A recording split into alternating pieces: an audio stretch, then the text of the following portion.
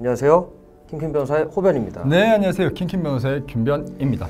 최근에 오랜 수용 기간을 마치고 사회로 복귀한 지 얼마 되지 않아서 2명의 여성을 처참히 살해한 강모 씨. 오늘 날짜가 9월 1일인데 아직 이제 신원이 공개되지 않았는데요. 엊그제 이제 구속영장이 발부가 됐어요. 이제 언론 앞에서 보인 태도들을 보면 자기 전혀 반성하지 않는다. 사회가 날 이렇게 만들었다. 사회가 날 보살피지 못해서 내가 이렇게 된 것이다. 그리고 내가 사람들을 더 죽이지 못한 게 한이다. 저는 사실은 지금껏 보아온 수많은 흉악범들 중 가운데서도 이 정도로 정말 확고하게 자기의 범행을 반성하지 않고 더 많은 범행을 저지를 것이다 라고 하는 사람을 거의 보지 못했는데 네. 좀 오랜만에 정말 저도 충격을 좀 받았고 법원으로 들어가는 그 과정에서 포토라인이 이렇게 있잖아요. 그 과정에서 언론사 이제 기자들이 이제 마이크 모아가지고 이렇게 입장 물어본단 말이에요. 근데 마이크를 발로 찼어요. 발로 차면서 쌍욕하면서. 근데 이게 그게 기자들한테 했다고 느껴지는 것이 아니라 그냥 온 국민한테 했다고 저는 보여지거든요. 법정에서도 자기 살인 혐의는 다 인정을 했어요. 했고 다만 이제 자기가 자수했다는 점을 강조하면서 구속을 또 면하기 위해서 자기가 도망칠 거면 몰래 숨어서 더 많은 사람들을 해쳤을 것인데 자수하지 않았느냐라고 하면서 희대의 말 같지도 않은 소리를 했는데 당연히 구속영장이 진짜 지랄이 풍년이네. 발부가 됐죠. 그래서 사실 이제 범죄자 이런 보호에 대한 문제에 대해서는 논의를 하고 가장 중요한 사형. 우리나라 실질적 사형 폐지 국가라고 하고 1997년도부터인가 8년도부터였던가 유엔에 의해서 실질적 사형 폐지 국가로 분류가 돼 있는데 여전히 형법에는 사형이 규정이 되어 있고 그리고 형 집행에 관한 법률에도 사형을 이제 집행할 수 있는데 이 사건에 대해서 과거에 전과도 수도 없이 많았고 사형을 선고한다 칠게요. 치는데 그러면 집행을 해야 되는데 집행을 그럼 사법부가 하느냐? 아닙니다. 법무부가 합니다. 삼권 분립이라 그래서 입법부, 국회죠. 국회. 법을 만드는 곳. 그리고 사법부, 재판하는 곳. 그리고 행정부.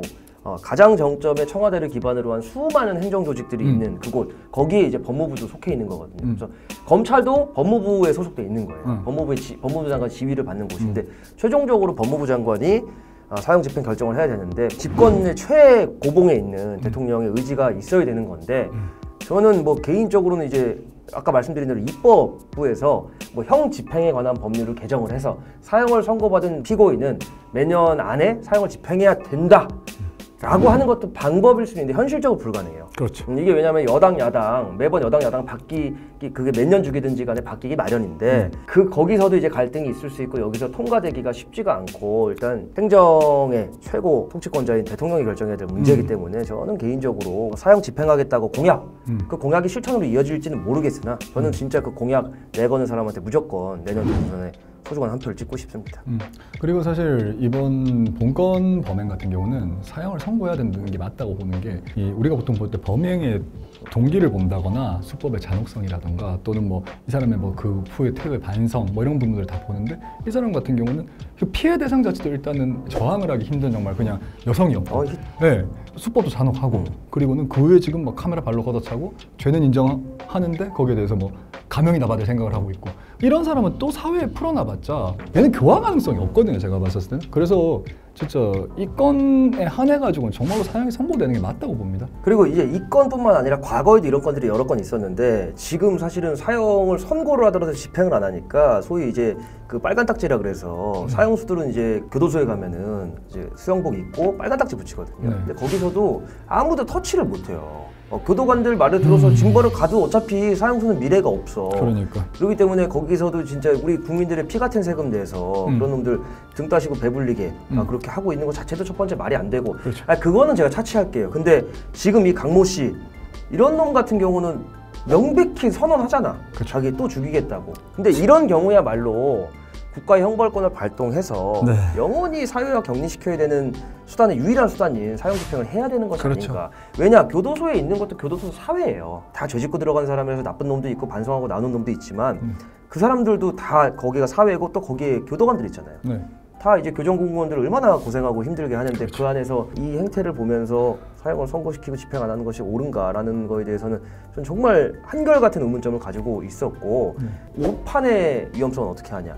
물론 오판의 위험성이 있을 수 있습니다. 다만 이 지금 강모 씨도 자기 사건 자백은 하고 있거든요. 물론 이제 재판 단계에서 어떻게 바뀔지 모르겠는데 자백이 있고 그리고 물적 증거들이 뒷받침되는 살인 사건에 한해서는 사형을 집행하는 것이 맞지 않나 저는 이런 생각이 들어요. 그리고 아무래도 또 판사가 판단을 할 때 정말로 뭐 99.999%의 엄격한 증명이 이루어지지 않았다고 판단이 들면은 그럴 때는 이제 사형을 선고를 안 하면 되는 문제고 자백도 하고 그리고는 반성하는 태도는 없고 이런 건 같은 경우는 적어도 한해서 사형을 해서 우리의 그 법치국가로서의 어떤 뭐 강력한 정말 그 법 집행이 있다는 것을 좀 보여줘야 그래야 좀 이런 범죄 예방 가능성도 높아지지 않을까 생각이 듭니다.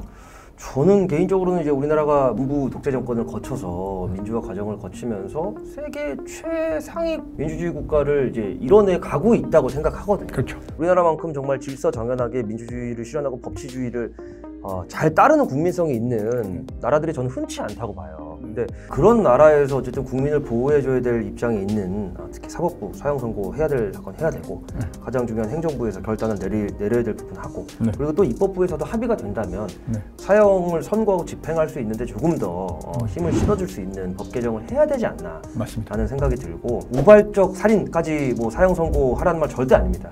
적어도 이렇게 계획적이고 확신에 가득 찬 확신범들 그쵸. 그래 한해 그리고 연쇄살인마 그쵸. 들에 대해서는 국가가 해줄 수 있는 거는 영원한 격리거든요. 피해자가 미성년자이거나 뭐 힘이 없는 사람이거나 뭐 노인이거나 그런 경우도 있고 그런 경우. 그 연쇄살인범들 그러잖아요. 살인으로 인한 그 충족 외에는 아무것도 자기를 충족시킬 수가 없어서 맞아요. 실제로 그런다잖아요. 근데 그거는 이미 일반 사회와 섞여갈 수 없는 그렇죠. 교화가 그러니까 불가능한 거예요. 그러니까 동물원 우리 안에 있는 맹수 같은 거란 말이야.